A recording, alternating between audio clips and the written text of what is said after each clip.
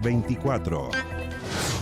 Un aumento de 1,4% contempla el presupuesto para ciencia, tecnología y conocimiento para 2024. Esto de acuerdo al proyecto de ley de presupuesto presentado por el gobierno.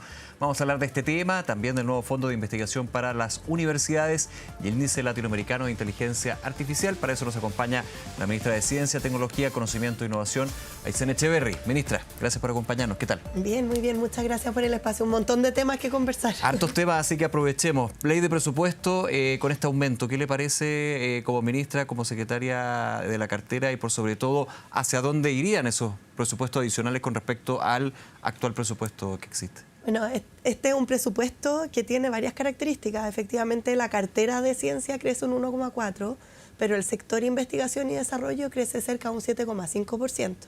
Y esto es porque cuando trazamos la ruta de crecimiento, al comienzo del gobierno, se decidió poner un fuerte foco en descentralización.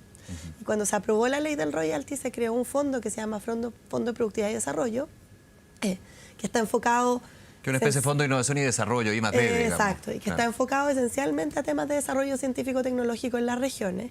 Y ese fondo crece sustantivamente este año y va a alcanzar cerca de los 220.000 millones de pesos. Esto por el royalty, independiente de lo que estamos hablando de la ley de presupuesto que está siendo discutida en el Congreso, para tenerlo claro. O sea, ya hay fondos que se están aplicando en estos temas. Así es, y es por eso que hay que mirar el presupuesto en su conjunto. Crecemos un 1,4%, que nos permite hacer crecer de manera parcial los instrumentos que hoy día ya existen, enfocando en algunas áreas, asegurándonos de tener la cobertura que se requiere, pero creando capacidades sustantivas y robustas en las regiones, que es la forma en cómo vamos asegurándonos de que el acceso al conocimiento efectivamente beneficie y apoye el desarrollo de todos los lugares del país.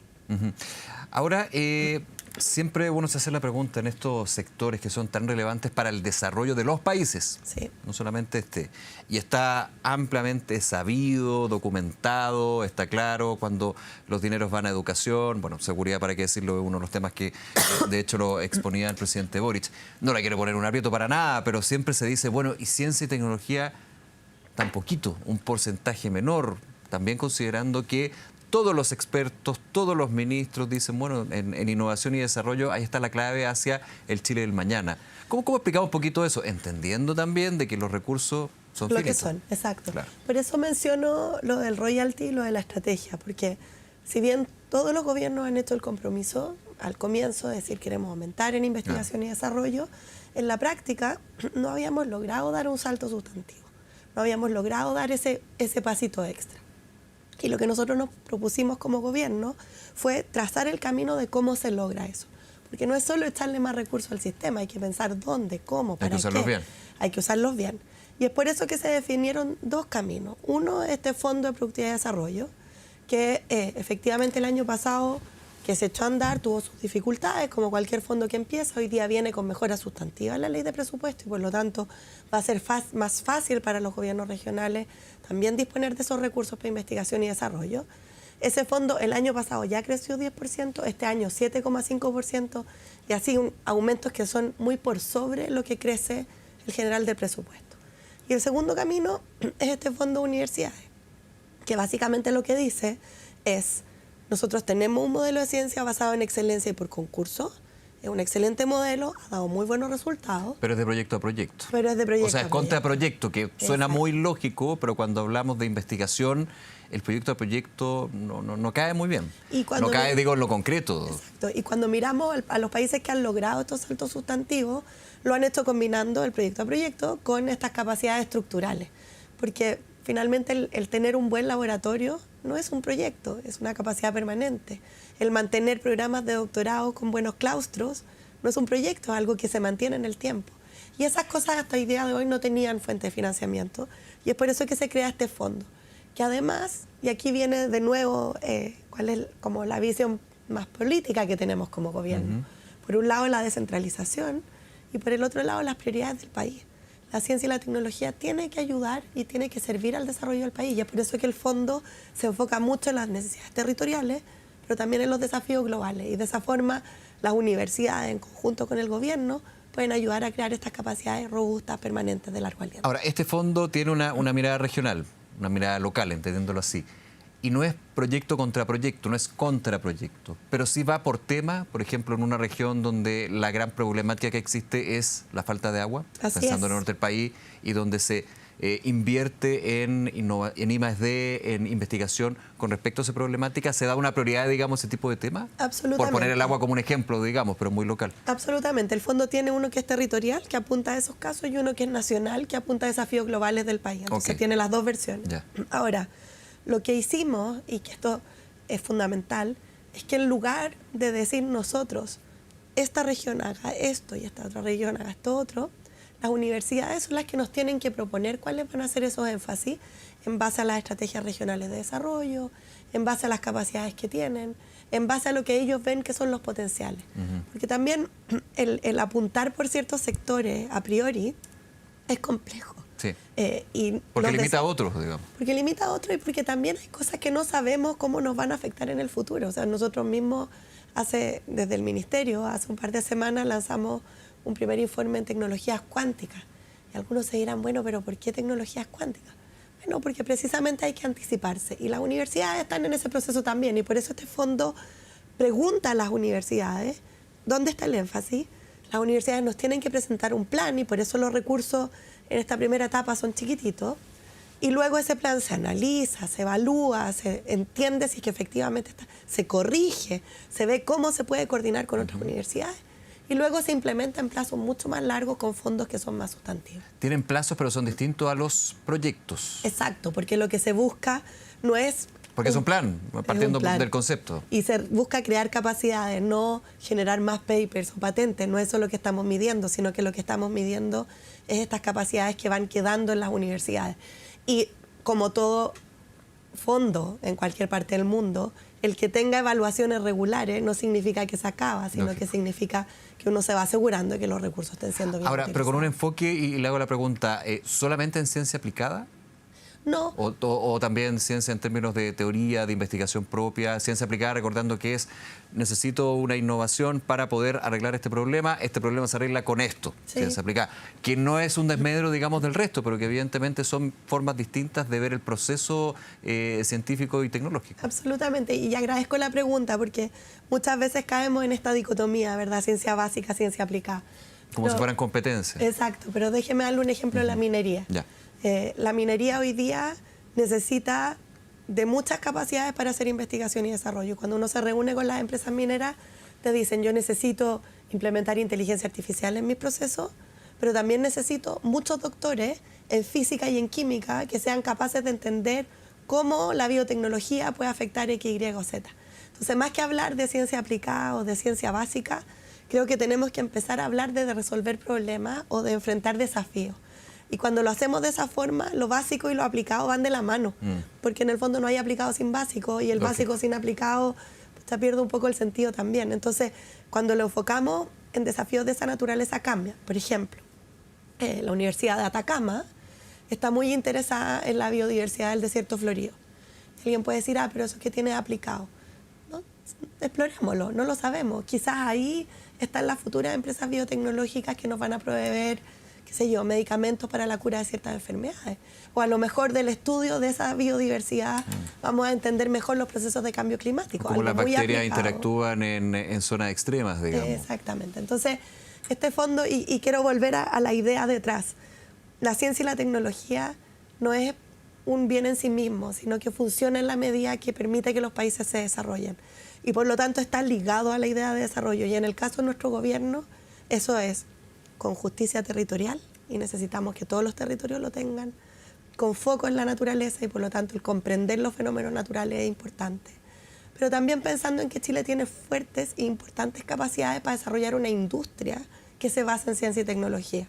Lo hemos visto con inteligencia artificial, lo vamos a empezar a ver con litio, lo estamos viendo en la minería donde hay mucho I+D, y parte del Hidrógeno verde también, por ejemplo. Hidrógeno verde es empujar esas industrias más sofisticadas desde la ciencia y la tecnología. Hablemos un poquito de inteligencia artificial. ¿De qué se trata este índice? Es parte también, lo conversamos en una ocasión aquí justamente en el programa, ministra, un tema que se ve lejano, pero que no es tan lejano. O sea, aquí por ejemplo hay aquí, así de cercano. ahí, Ahí en todos lados. Falta uno que tenga inteligencia artificial, pero eso ya vamos trabajando en eso. A veces dan ganas. ¿De qué se trata y en qué posición también nos ubicamos en el concierto internacional con respecto al IA? La inteligencia artificial está en todos lados, pero sigue siendo relativamente nueva en el boom que estamos viviendo hoy día.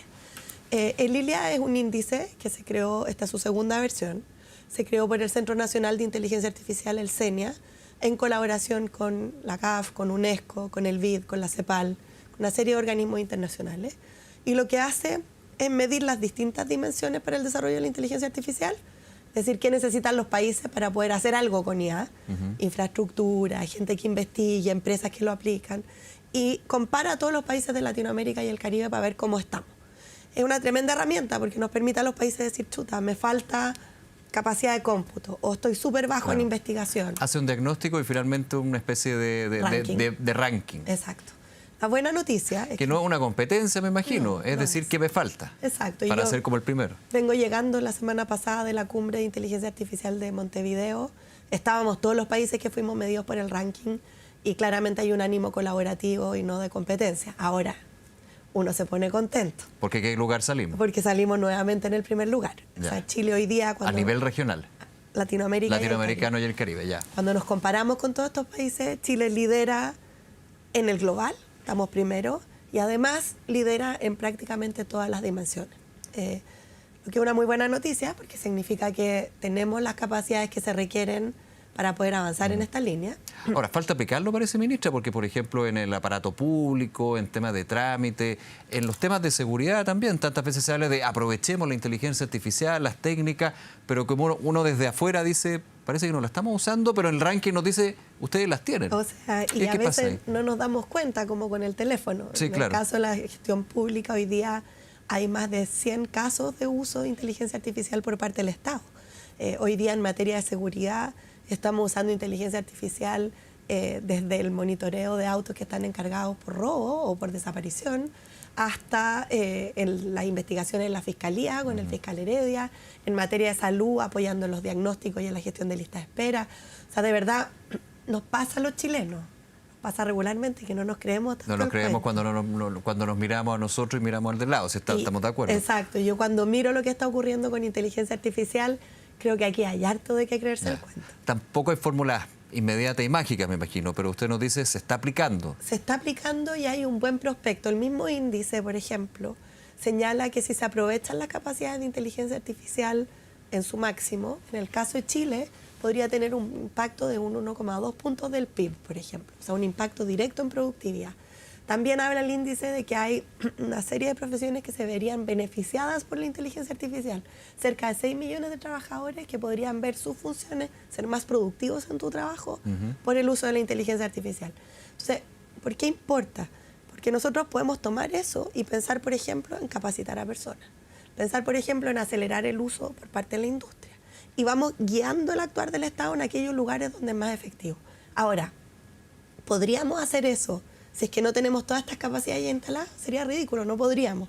Y por eso es tan bueno estar en el índice y estar en buen lugar, porque significa que las condiciones están dadas. Ahora tenemos que todos ponernos a trabajar para aprovecharlo. ¿Mide estructura, infraestructura, capacidad? ¿Mide también el índice regulación? Que es el gran desafío y la gran discusión a nivel internacional. O sea, la Unión Europea ya hace poco despachó o aplicó, digamos, una ley de inteligencia artificial. Se ha conversado muchísimo. Nadie tiene, vuelvo al punto, la fórmula mágica porque lo conocemos, pero no sabemos hasta dónde puede llegar, digamos. ¿En qué nivel estamos y si lo mide también el índice en respecto a Chile? Lo mide bajo la categoría un poco más amplia que se llama gobernanza, que es básicamente las leyes, pero también las políticas y las hojas de ruta.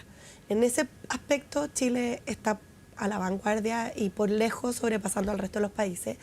Es bien interesante lo que ocurre. Ahora en Montevideo estos días había en paralelo una cumbre de parlamentarios que están trabajando en inteligencia artificial. En Latinoamérica hay más de 200 proyectos.